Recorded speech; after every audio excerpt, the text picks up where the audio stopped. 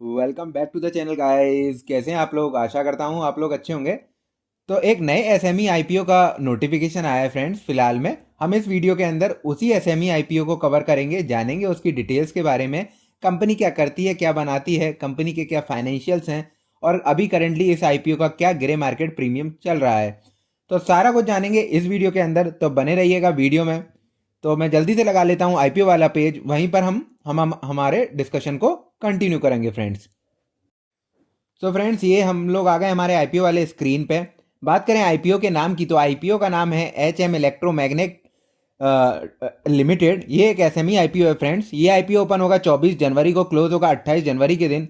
Face value रखा गया 10 rupees पर शेयर का। प्राइस बैंड आपको देखने को मिलेगा 71 से 75 रुपीज़ पर शेयर का। लॉट साइज रहेगा 1600 शेयर्स का।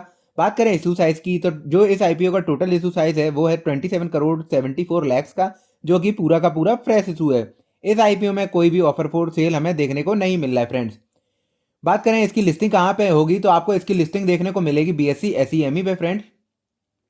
अब बात करते हैं अदर इंपॉर्टेंट डेट्स के बारे में। अगर आपने आईपीओ में अप्लाई किया है तो आपको अलॉटमेंट मिला या नहीं मिला, ये पता चलेगा 29 जनवरी को। और अगर आपको आईपीओ अलोकेट हो गया है तो आपका आपके डीमेट अकाउंट में शेयर क्रेडिट हो जाएंगे 30 जनवरी को। और अगर एलोकेट नहीं हुआ है तो आपका पैसा भी रिफंड हो जाएगा 30 जनवरी के दिन। अब बात करें लिस्टिंग डेट की, तो इस आईपीओ की लिस्टिंग डेट को रखा गया है 31 जनवरी 2025 का। अब जान लेते हैं जल्दी से किस कैटेगरी में कितना परसेंट रिजर्वेशन रखा गया है। बात करें क्यूआईबी कैटेगरी की, तो क्यूआईबी कैटेगरी में 50% का रिजर्वेशन रखा गया है। वहीं पर रिटेल कैटेगरी के लिए रखा गया 35% का रिजर्वेशन।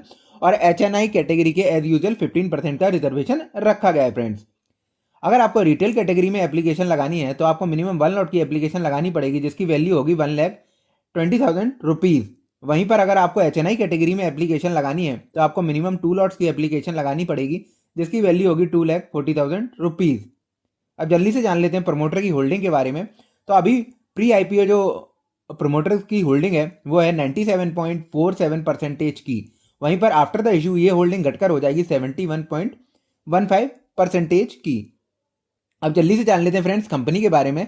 तो जो कंपनी है उसका इनकॉर्पोरेशन हुआ था 2003 के अंदर। कंपनी बेसिकली एक इंफ्रास्ट्रक्चर फर्म है जो कि स्पेशलाइज्ड है टर्न की प्रोजेक्ट्स करने में। टर्न की प्रोजेक्ट बोलें तो जो कि पूरा जो प्रोजेक्ट है या कोई भी इंफ्रास्ट्रक्चर डेवलप कर रहे हैं या कुछ भी काम कर रहे हैं, तो ये सिंगल हैंडेडली पूरे काम को कंप्लीट करते हैं। From below to high level जो भी काम होते हैं सारे एक ही कंपनी द्वारा कंप्लीट किए जाते हैं। तो ये ऐसे सारे प्रोजेक्ट को डील करती है friend, including supply, installation, testing and commissioning of pump machinery and providing comprehensive operation and maintenance service.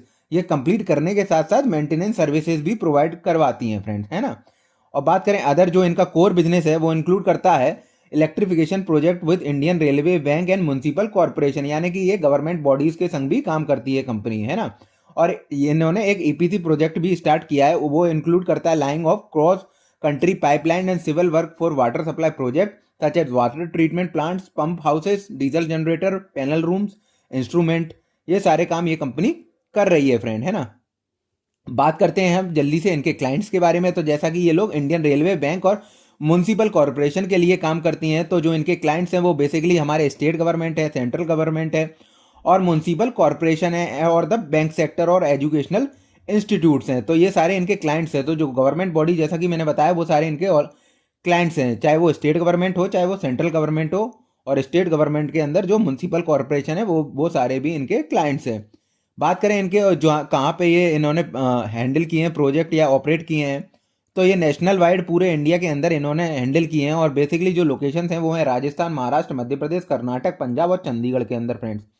बात करते हैं इनके एम्प्लॉयज़ की, तो कंपनी के पास अभी करेंटली 37 परमानेंट एम्प्लॉयज़ हैं, वहीं पर 107 कॉन्ट्रेक्चुअल एम्प्लॉयज़ हैं।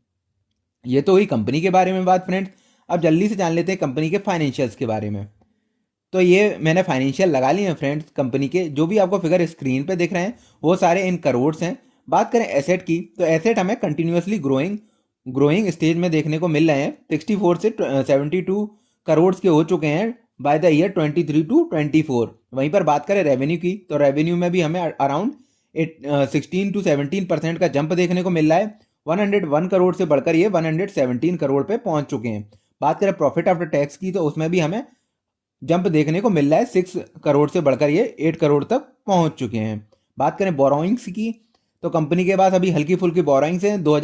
2023 के अंदर ये 6 करोड़ थी, वो बढ़कर हो गई थी 12 करोड़ 25 लाख, यानी कि जस्ट डबल हो गई थी। पर ये करंट ईयर में, इस करंट फाइनेंशियल ईयर में इन लोगों ने इसको घटा के 7 करोड़ 33 लैक्स तक लेके आ चुके हैं। बात करें सरप्लस की, तो कंपनी के पास 25 करोड़ के करंटली सरप्लस मौजूद हैं। तो ये काफ़ी अच्छी बात है, कंपनी के पास सरप्लस है और बोरिंग जो है उसके कंपैरिजन में काफ़ी कम है फ्रेंड्स। सो जान लेते हैं एक बार कंपनी के पीई के बारे में। तो अभी जो प्री आईपीओ कंपनी का पीई है वो है 9.16 का, जो कि बढ़कर हो जाएगा आफ्टर द इशू 15.39 का। Debt to equity ratio company का 0.38 है, जो कि मैनेजेबल है, काफ़ी कम है। और जो प्राइस टू बुक वैल्यू वो भी काफ़ी शानदार है फ्रेंड्स, 2.32 की है, काफ़ी अच्छे बुक वैल्यू और पी रेशियो पे कंपनी को लेके आ रहे हैं। बात करें मार्जिन की तो थोड़ा सा कम है, 6.99%, 6.99 का है।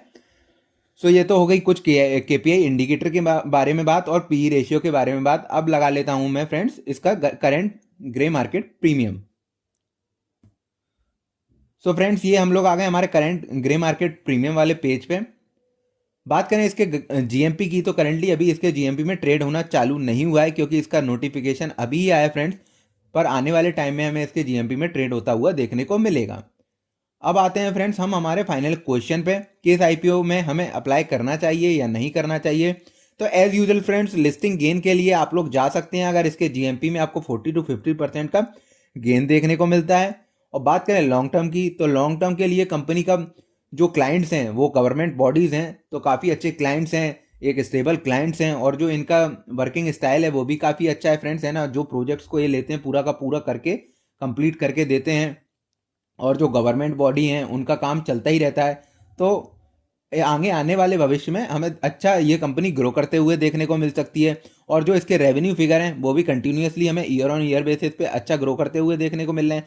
वहीं वो रेवेन्यू हो चाहे प्रॉफिट आफ्टर टैक्स हो, और इनका बोरोइंग्स जो है वो भी कंपनी लास्ट ईयर से करंट ईयर में रिड्यूस कर दिया है। और जैसा कि करंट ईयर की बात करें 30 सितंबर 2024 तक, तो रेवेन्यू जो है वो अच्छा खासा कर चुके हैं, 45 करोड़ का कर चुके हैं। अगर इसी पेस पे चलेंगे तो लास्ट ईयर को ये बीट कर जाएंगे फ्रेंड्स।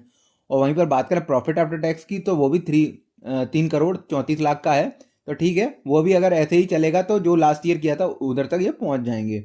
कुल मिला के आप लोग इस कंपनी में लॉन्ग टर्म के लिए बने रह सकते हैं, मतलब न्यूट्रल टू बने रहना ये मेरा सिग्नल है। मतलब कुछ लोग न्यूट्रल, जिनको रहना है वो न्यूट्रल भी रह सकते हैं, और जिनको लॉन्ग टर्म के लिए रखना है तो इसको रख भी सकते हैं। ऐसा कोई कंपनी में नुकसान नहीं होगा मेरे को लगता है जहाँ तक। बाकी आप अपने रिस्क प्रोफाइल के हिसाब से डिसाइड कीजिएगा आपको आईपीओ में अप्लाई करना है या लॉन्ग टर्म के लिए बने रहना है फ्रेंड्स। ये तो मेरा सजेशन है। सो आज हमने जाना friends HM Electromech limited company के आईपीओ के बारे में। So that's all for today guys, thanks for watching the video. Please like the video and subscribe to the channel. Thank you.